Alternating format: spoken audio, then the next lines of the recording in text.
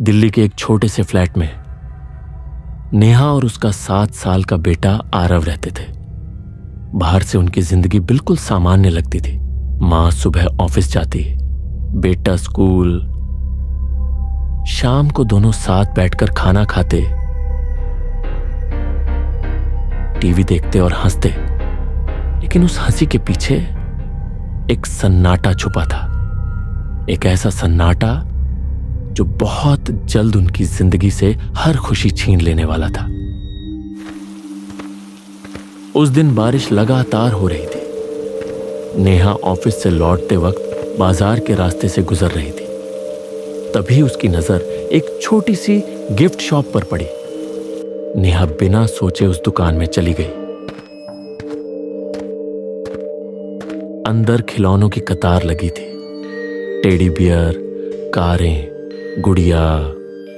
लेकिन उन सब में उसकी नजर अचानक एक कोने में रखे अजीब से डॉल पर जा अटकी।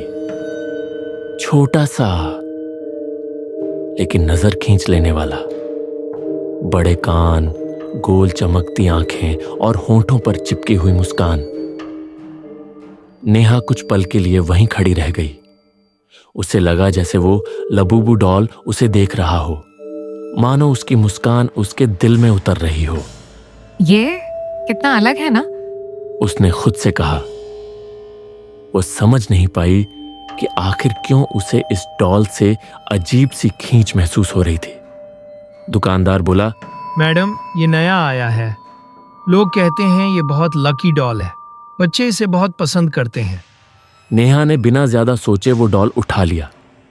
उसने बस इतना सोचा कि आरव को यह जरूर अच्छा लगेगा। बारिश की बूंदें अभी भी टप टप गिर रही थी और नेहा के हाथ में अब वो मुस्कुराता हुआ लबूबू डॉल था। घर पहुंचते ही नेहा ने दरवाजा खोला और आवाज लगाई, आरव बेटा, देखो माँ तुम्हारे लिए क्या लाई है।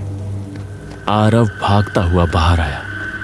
उसकी आंखों में मासूम चमक थी। नेहा ने धीरे धीरे गिफ्ट बैग खोला और उस अजीब से लबूबू डॉल को बाहर निकाला। बारिश की हल्की गूंज खिड़की से अंदर आ रही थी और उसी शोर के बीच डॉल की मुस्कान और भी साफ नजर आ रही थी। वाह माँ, ये कितना प्यारा है। आरव ने खुशी से कहा और तुरंत डॉल को कसकर गले लगा लिया। उसकी मासूमियत देखकर नेहा मुस्कुराई, लेकिन अगले ही पल उसके दिल में हल्की सी सिहरन दौड़ गई।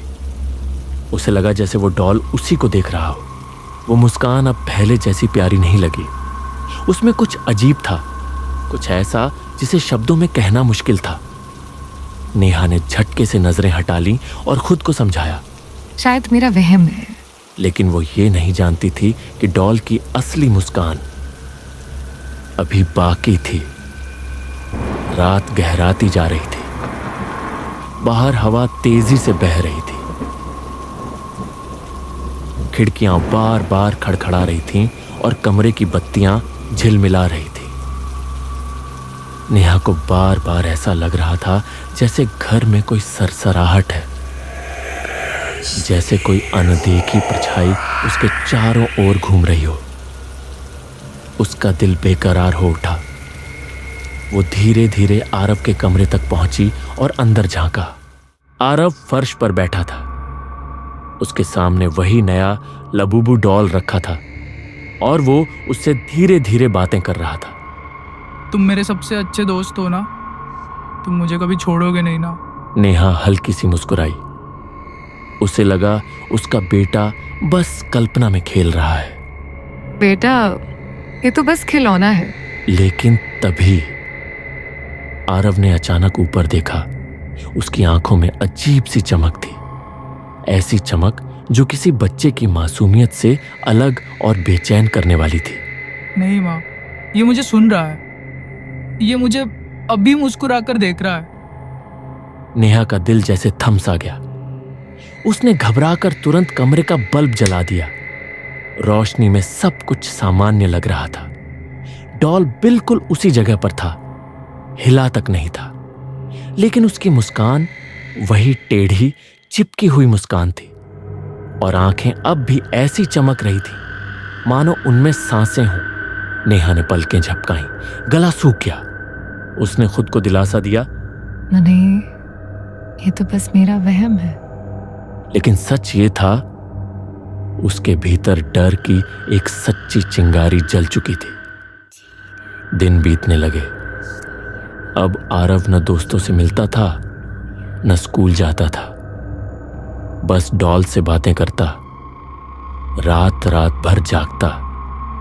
कभी कभी नेहा दरवाजे की दरार से झांकती। उसे लगता कमरे की दीवार पर सिर्फ डॉल की परछाई नहीं, बल्कि किसी इंसान की आकृति खड़ी है। लेकिन जैसे ही वो दरवाजा खोलती, सब गायब, सिर्फ वही मासूम सा डॉल।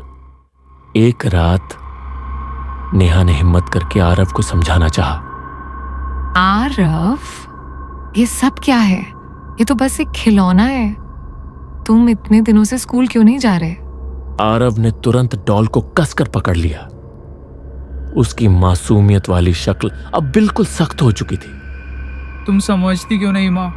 ये मेरा सबसे अच्छा दोस्त है। ये मुझसे कभी अलग नहीं होगा। बेटा, ये खिलौना तुम्हें बहका रहा है, ये असली नहीं है। आरव तेज आंखों से घूरते हुए बोला, नहीं माँ, ये सब समझता है। तुम्हें ये पसंद नहीं करता और एक दिन ये तुम्हें इस घर से भगा देगा। नेहा के पैरों तले जैसे जमीन खिसक गई। उसका अपना बच्चा अब उसी के खिलाफ बोल रहा था। उस रात नेहा ने हिम्मत जुटाई।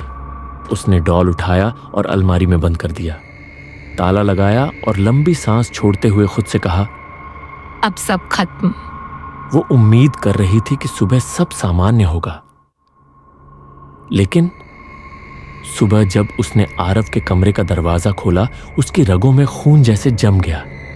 वहीं फर्श पर बिल्कुल उसी पोजीशन में लबूबू डॉल बैठा था। नेहा के होंठ कांप उठे। ये यहाँ कैसे आया? उसकी सांस अटक गई। तभी पीछे से आरव की चीख सुनाई दी, माँ, इससे मत छुओ, ये तुम्हें बिल्कुल पसंद नहीं करता। नेहा की आंखों में खौफ था। उसे अब यकीन हो चुका था, ये सिर्फ खिलौना नहीं, कुछ और है। अब नेहा की रातें और भी भयावह हो गई थी। उसे अक्सर घर में छोटे छोटे कदमों की आहट सुनाई देती, कभी दरवाजे के पीछे, कभी छत पर, जैसे कोई बच्चा धीरे धीरे चल रहा हो। लाइट बिना वजह टिमटिमाती और अचानक गुल हो जाती। अंधेरे में उसका दिल जोर जोर से धड़कता। कभी उसने साफ देखा, लबूबू डॉल कमरे के कोने में खड़ा है, बिल्कुल स्थिर, लेकिन उसकी मुस्कान और भी चौड़ी लग रही थी। नेहा कांपते हाथों से टॉर्च की रोशनी डालती, लेकिन अगले ही पल डॉल वहां से गायब हो जाता और तभी पीछे से आरव की मासूम लेकिन डरावनी हंसी गूंज उठती। देखा माँ, ये लौट आया। नेहा के गले से आवाज तक नहीं निकली। अब वो जान चुकी थी, इस घर में खिलौना नहीं, कोई परछाई जी रही है। उस रात तूफान अपनी पूरी रफ्तार में था।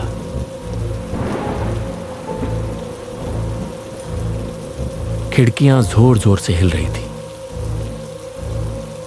बाहर बिजली कड़क रही थी। नेहा ने अपने दिल पर पत्थर रखा और तय किया, आज ये खेल खत्म करना ही होगा। वो धीरे धीरे कमरे की तरफ बढ़ी।